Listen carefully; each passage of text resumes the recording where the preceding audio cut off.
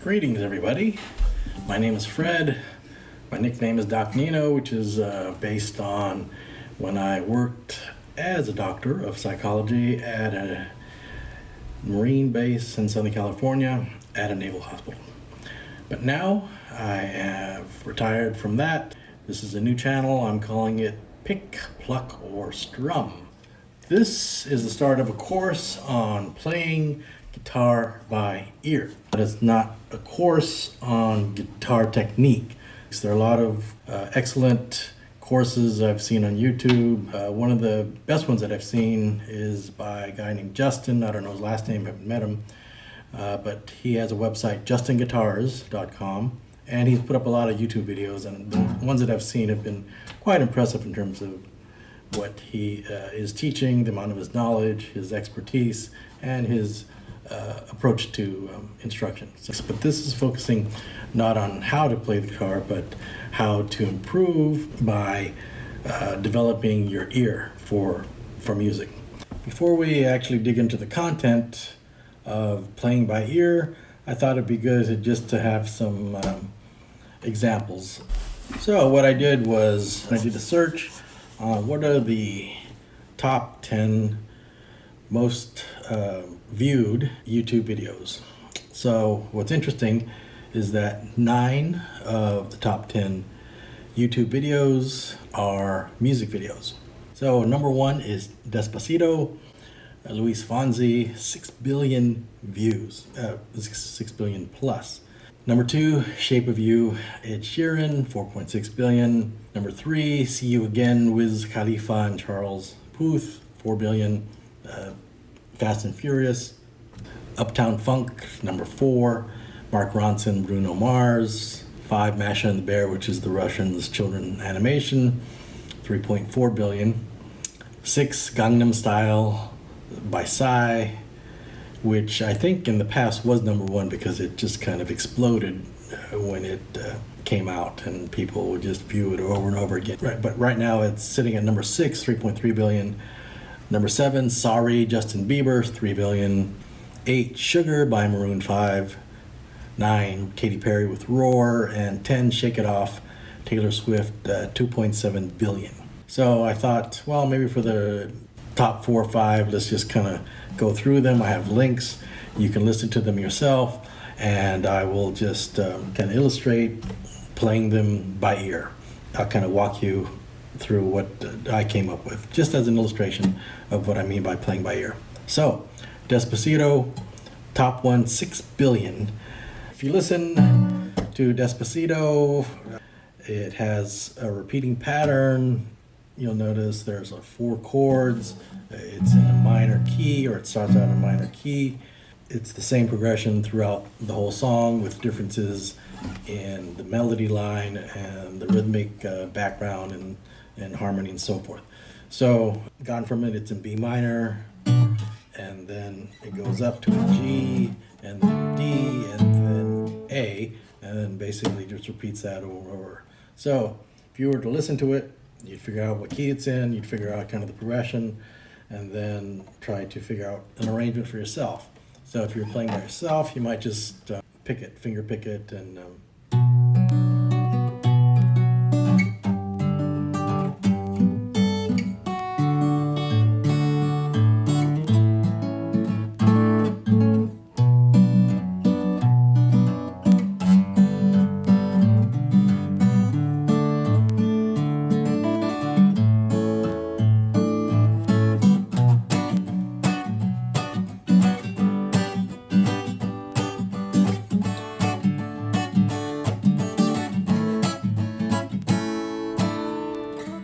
So that's Despacito, Shape of You, Ed Sheeran. If you listen to it, you'll be able to determine that it's in the key of C sharp minor.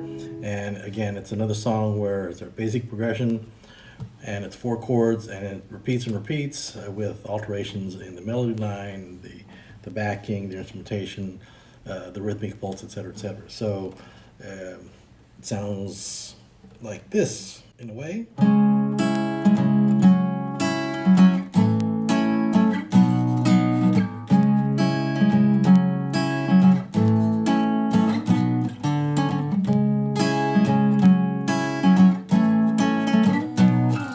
replica if you do it on keyboard.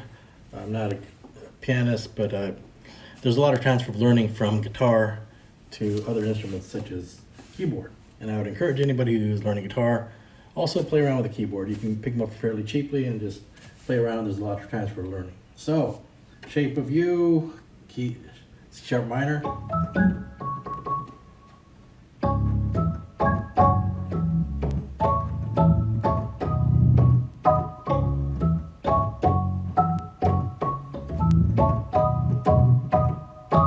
C sharp minor, and then the bass line goes from C sharp to F sharp, A chord, B chord. Next song is Uptown Funk. You'll notice that I don't sing because I'm not a singer. I play guitar, so you have to imagine what the music will sound like because the vocals, I'm not providing the vocals. So Uptown Funk, turns out that is in the key of D minor, and it varies between the D minor and G7. So it starts out with the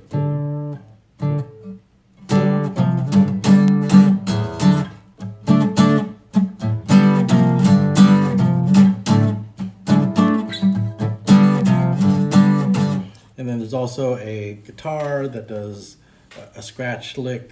It is up here. It's a basic funk scratch one.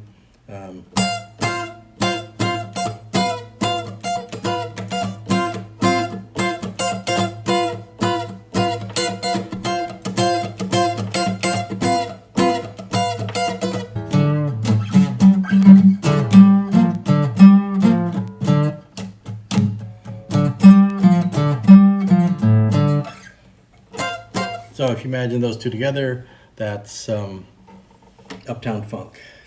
As I was editing the video, I noticed that I completely omitted the number 3 song of the YouTube videos, which is See You Again with Wiz Khalifa and Charlie Puth. So let me stick this back in there. It's another song where there are 4 chords, a 1, a 4, a 5, and a 6 minor. Anyway, here's how it would, if you play by ear, how you might work it out.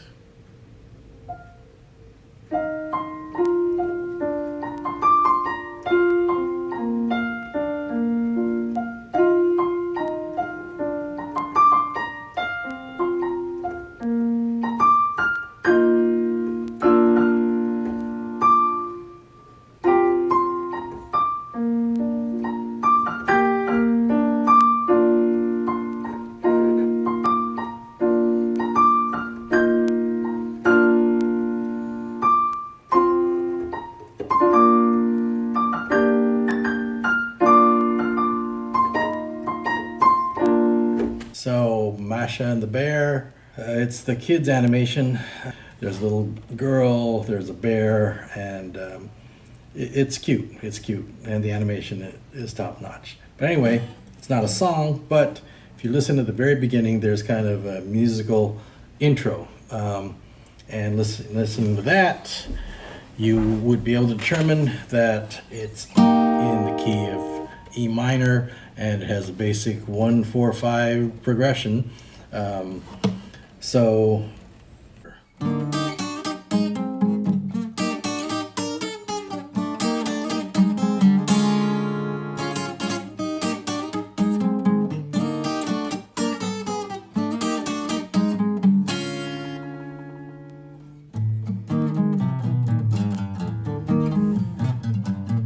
the number 6 song is Gangnam Style. It doesn't really have any guitar, but listening to it, you can still kind of figure out chords, and it won't sound the same, but you can play it on guitar, so for your own enjoyment. So it's in the key of B minor. Again, it's mostly synthesizer, keyboard, and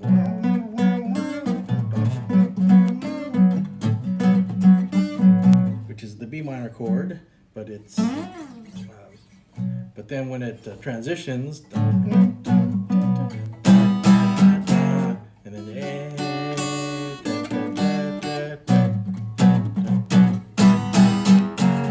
and another part of the song, another transition. Da, da, da, da, da, da,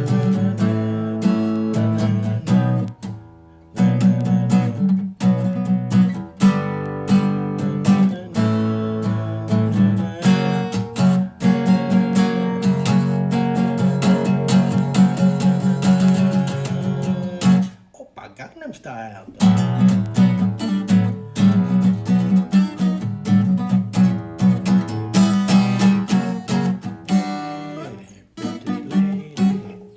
Those were just illustrations of playing by ear and figuring out stuff by yourself, playing by ear. A little sloppy, but you get the general idea. That's what I'm going for in this course, is to develop that skill of listening and then reproducing. So I'm going to display the course syllabus. It's more of a list of topics, and so the idea is I'm going to pump out videos at least 2 or 3 times a week and just systematically go through each topic.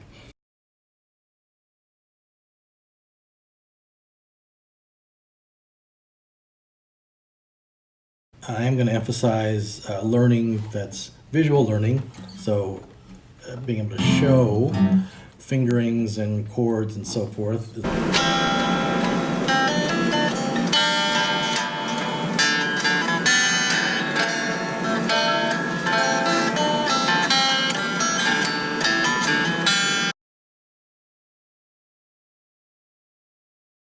I do think that, again, playing music by ear is a skill, and as you develop it, you feel a sense of greater independence from relying on YouTube or music tabs or sheet music, being able to do it on your own. There's a sense of mastery that, oh yeah, I can listen to that, and I can know it well enough that I can reproduce it myself. It's also an essential skill to have if you are in a cover band. Often the musicians in the band have learned the music or their parts through ear, not necessarily through sheet music or books or whatever. So if you join a cover band, it's good to be able to know a part from having listened to it and figured it out yourself. So hope you'll join me for the musical journey. If you like what you hear, please subscribe and press the notification button. So until the next session,